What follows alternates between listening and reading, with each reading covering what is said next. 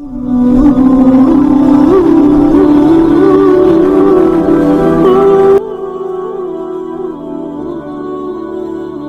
دعوت اسلامی کا نیا کام شروع ہوا نا تو مجھ پر شبہ کرتے تھے. ایک تعداد تھی جو شبہ کرتی تھی کہ پتہ نہیں یار یہ آدمی ہے کون. سب جانتے تو نہیں تھے نا میرے کو, پتہ نہیں کون ہے یہ, کچھ ہے نا یہ یوں کر کے کچھ مطلب لمبا چوڑا کچھ کر ڈالے. اچھا, ایک تعداد تھی جو بولتی تھی کہ یہ تھوڑا اپنے قدم جما رہا ہے, یہ سیاست میں آئے گا. یہ تو ایک عام بات تھی کہ سیاست میں آئے گا, سیاست میں آئے گا, سیاست میں آئے گا. اب غالباً لوگوں کو اطمینان ہو گیا کہ اب یہ نہیں آئے گا سیاست میں. ذہن بناتا رہتا تھا میں, لوگوں کو کوئی نہ کوئی موضوع تو چاہیے نا بولنے کے لیے. دعوت اسلامی کو کسی کو سیاست میں کھڑا کر کے اس کو سپورٹ بھی تو کر سکتے ہیں. ابھی تک تو ایسا نہیں کیا ہے دعوت اسلامی نے, اور میں نے تو اپنی شورا کو لکھ کر دے دیا ہے برسوں پہلے, مرکزی مجلس شورا کو, کہ جب تم کو دعوت اسلامی توڑنی ہو نا تو توڑنے کا اعلان مت کرنا, سیاست کا اعلان کر دینا کہ ہم سیاست میں آتے ہیں. خود ہی ٹوٹ جائیے, کیونکہ ہم نے سیاست کا ذہن ہی نہیں دیا نا. ہم نے تو وہ نماز پر سنتوں کے نام پر قوم کو جمع کیا ہے, تو یہ اب سیاست میں اس کو آپ کنورٹ کر ہی نہیں سکتے. تو الحمدللہ مطلب یہ کہ ہاتھ پیر کاٹے ہوئے نا, سیاست میں آ ہی نہیں سکتے. نہ ہڑتالیں کرتے ہیں, نہ احتجاج کرتے ہیں, نہ مطلب مارا ماری کرتے ہیں, نہ پتھراؤ کرتے ہیں. دعوت سے والے کچھ کرتے ہی نہیں ہے نا. جبھی تو دنیا بھر میں ویلکم ہے, ورنہ تو کون گھسنے دیتا. اگر آپ ہڑتال کے کال دے کر ایک بار دیکھو, ہڑتال کے کال دیکھ کر تو پتا چلا اس ملک میں کام بند ہو گیا, اس ملک میں پابندی لگ گئی, اس ملک میں پابندی لگ گئی. سب سمجھتے ہیں کہ یہ پیسفل لوگ ہیں. الحمدللہ ہمارا ملک ورنہ کمزور ہے کیا؟ یہ کس کو چھوڑتا ہے؟ ہمارا ملک کو کمزور تو نہیں ہے, لیکن ہمارا ملک ہمارے ساتھ کتنا تعاون کرتا ہے. الحمدللہ یہ کہ پتا ہے کہ یہ لوگ ہنگامے ہڑتالیں نہیں کرتے. مختلف سیاسی پارٹیوں والے دعوت اسلامی سے محبت کرتے ہیں. آپس میں بھلے ان کے مطلب ہے کہ آپس میں وہ جیسی بھی جنگیں ہوتی ہیں, ہم سے محبت کرتے ہیں کہ یار یہ مولانا لوگ ہیں, ان کو مت چھیڑو, یہ اچھا کام کرتے ہیں. الحمدللہ میں کسی پارٹی میں نہیں ہوں, ساری پارٹیاں میری ہیں.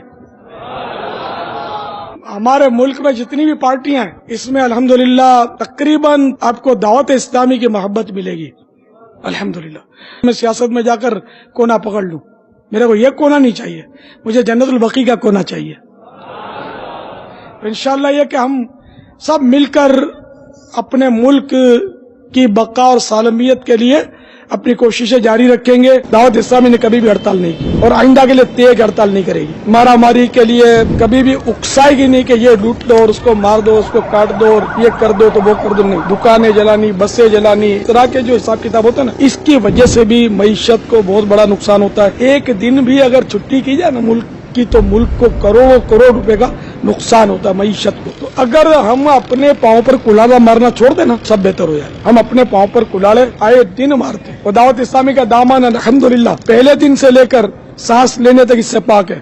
دعوت اسلامی کی مرکزی مجلس شورا کی جانب سے کسی بھی سڑک, راستے یا چوک پر اس انداز سے اجتماع وغیرہ کرنے کی اجازت نہیں جس سے راہگیروں بلکہ جانوروں کو بھی گزرنے میں دشواری یا کسی قسم کی پریشانی ہو.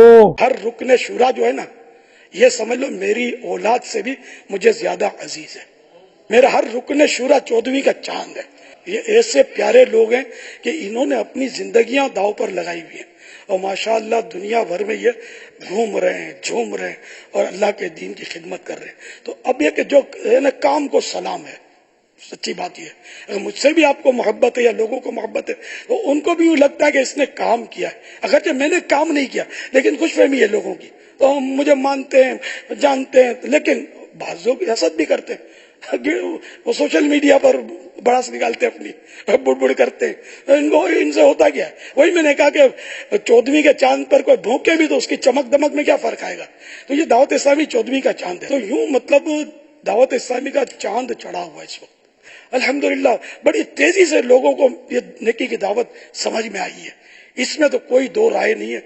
دعوت اسلامی جتنی تیزی سے بڑھی ہے نا, بس یہ اللہ کا کرم ہے, محبوب کا انعام ہے کہ تیزی سے لوگ بڑھتے گئے. اور یوں کہہ سکتے ہیں اپنے کہ جب سے دعوت اسلامی لے کر ہم نکلے نا, یہ آگے ہی بڑھی ہے. ایک سیکنڈ کے کروڑویں حصے کے لیے بھی دعوت اسلامی کبھی پیچھے نہیں ہٹی.